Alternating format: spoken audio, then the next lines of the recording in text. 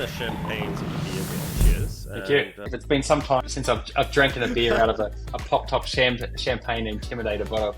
I operate Hockey Stick Advisory to help ambitious companies build their partnership ecosystem. So early stage companies, what they're looking for is to be able to grow and scale. And sometimes they're thinking like, who's got the most customers that we can go after? And we want to partner with them, supposedly. And so that's what they want to do around it. But the reality is they don't have the customer base. They might not have the reputation, the reviews, the depths of product, or actually the brand to provide any value whatsoever to the big partners that they hope to. And my sort of 5 years at Xero, I saw many startups, scale-ups come to Xero reaching out like, hey, please, EDM all your customers or whatnot. That happened every week, really.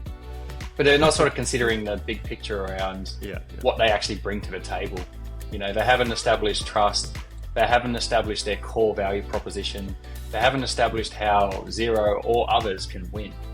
And so they don't typically bring much material returns. As companies start to scale this component, and things will sort of get to a point where they've got the direct sales motions going, and then they want to add some more layers to it, right? And so it's like, we've got to do this partnerships thing.